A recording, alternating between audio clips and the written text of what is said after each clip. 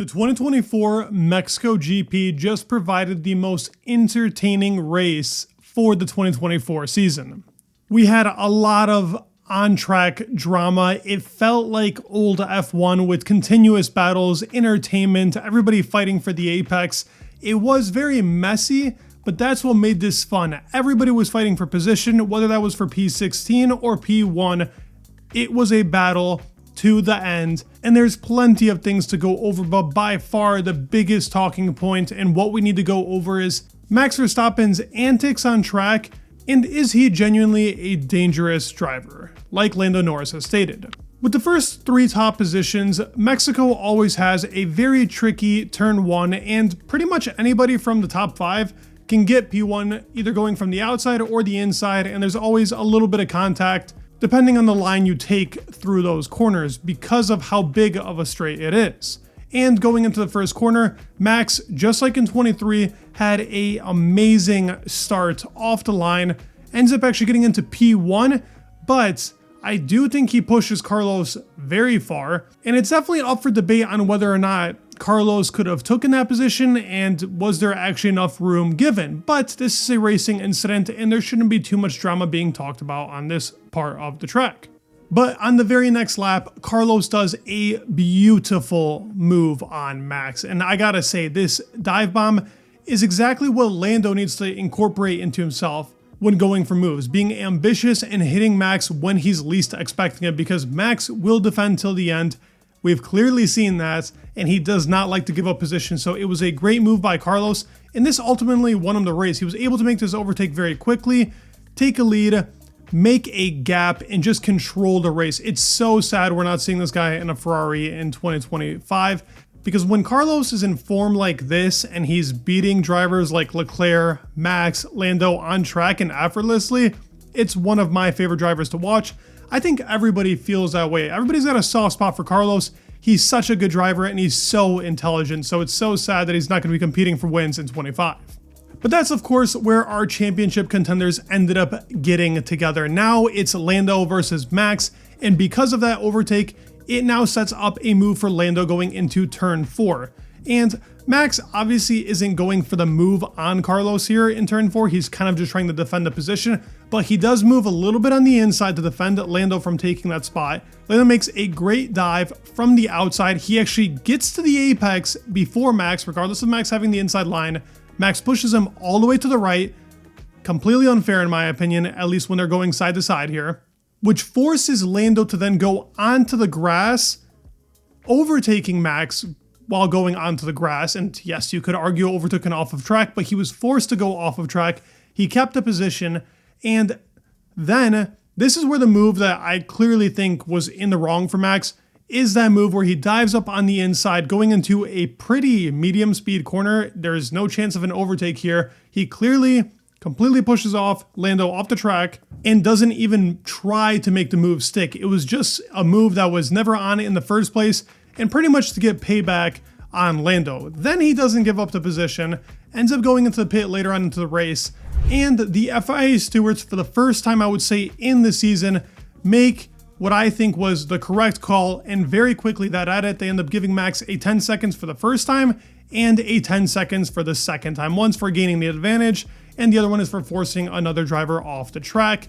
But both of them were intentional moves done on Lando to just keep him out of the way. There was no chance of him making the apex on either of them without Lando actually being side by side.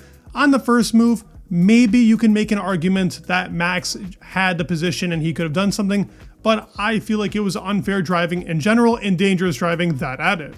Lando then goes on to state later on in the post-race interviews, I knew what to expect. I didn't want to expect such a thing because I respect Max a lot as a driver, but I was ready to expect something like this.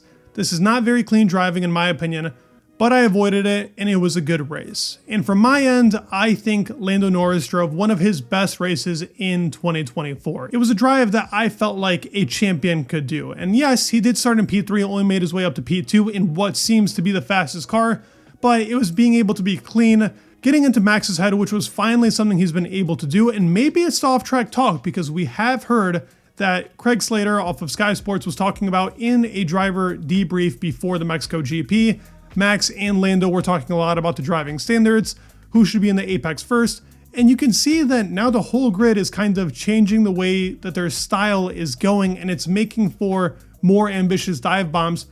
As long as you're ahead at the apex, then the stewards will go your way. So it is changing the standard of driving, and that in itself can be dangerous for the sport if it continues to go this way. Jenson Button has talked a lot about whether the driving should be like this, and Max does a great job of respecting the rules because this is what's been implemented by Formula One.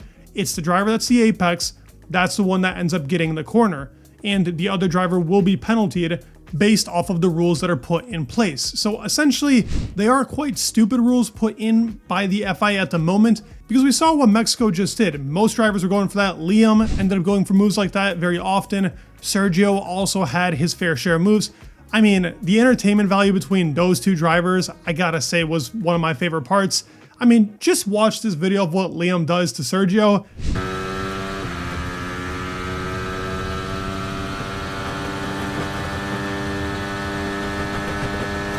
It definitely made me laugh out loud, and I like to see this level of competition. Liam, the guy from New Zealand, man, I love the balls that this kid has already coming into the sport.